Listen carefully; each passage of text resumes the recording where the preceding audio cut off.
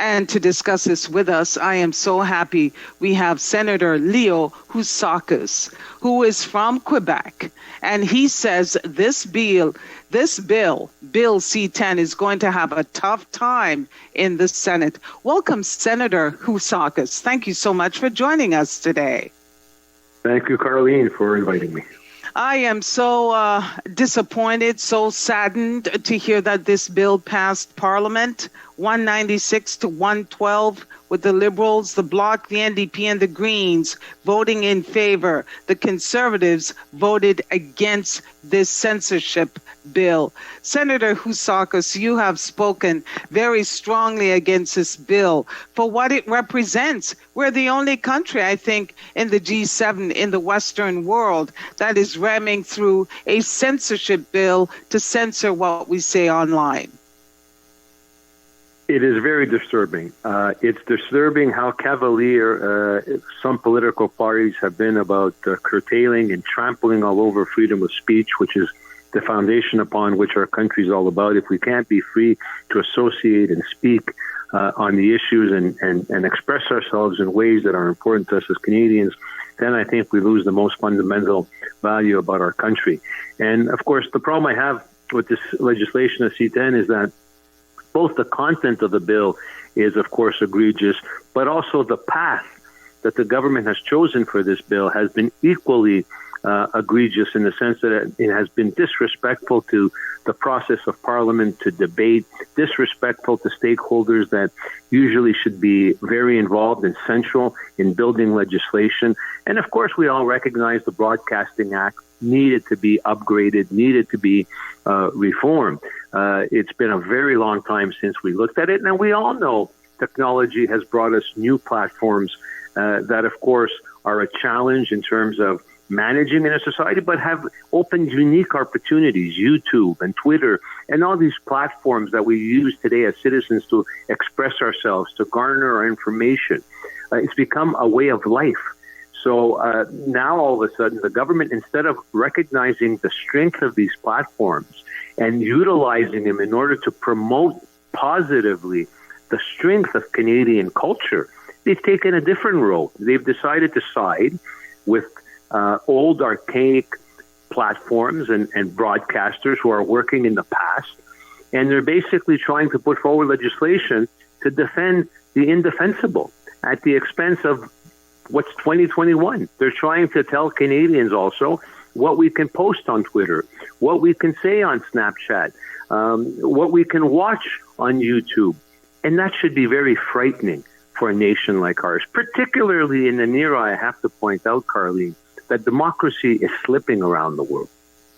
I have noticed that, Senator Leo Housakos. I have noticed that certainly here in Canada, and we're seeing it also in the U.S. under President Joe Biden, we're seeing the tightening of censorship, the stripping away of our civil rights. We're seeing that here in Canada. We're seeing it with the quarantine hotel policy, which was recently viewed as a judgment came down that it was constitutional, and I'm wondering how that could be deemed constitutional. We're seeing this Bill C-10. We're seeing other aspects of our lives imposed by this federal government, this government which has a big admiration for and a big appreciation for China's communist model. And I believe that this is what this government is trying to do and to impose here in Canada. First, they censor us online, shut you down online if you criticize the government. And I think that's the end game. To criticize the government will result in you getting turfed off some of these sites. We've seen it already in the U.S. with Twitter shutting down the former president of the United States and wiping out people, deplatforming people who the social media giants disagree with. So we're going to see similar things here in Canada. And I'm surprised that Canadians we've been under lockdown for such a a long time, we've become very passive. We've become sheep. We're not speaking up. We're not protesting. It's really alarming to me that this bill would be passed in Parliament and we don't hear a massive uproar about it.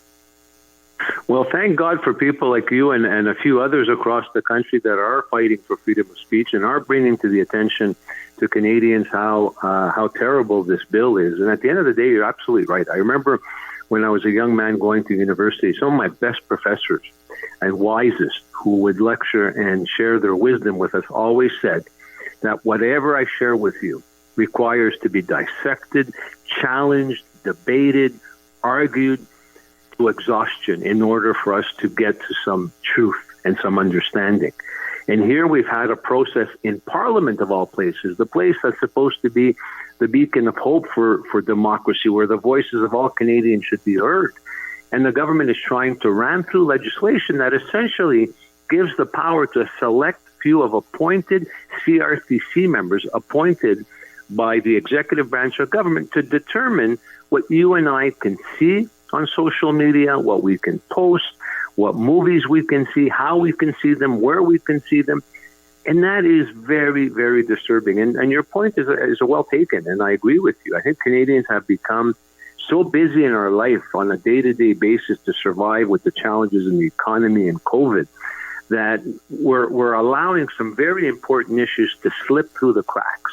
Now, there's been a tremendous fight put on by my colleagues in the House of Commons in the last few weeks in fighting back on C-10. And of course, unfortunately, the government time allocated to pass the bill, and we're receiving it today in the Senate. And I have to point out, the government also took steps in support by the Bloc and the NDP to time allocate the House of Commons Committee on Communications, which hasn't been done in decades. It's unprecedented that they use such a rigid tool in order to steam through decisions. Not to mention the fact we saw in secret, in camera, the government in cahoots with the Bloc and the NDP passing amendments in the dark, and again, not respecting procedural rules, even when the chair of that committee, a Liberal MP, called the government out and those parties by saying what you guys are doing here is completely against the rules.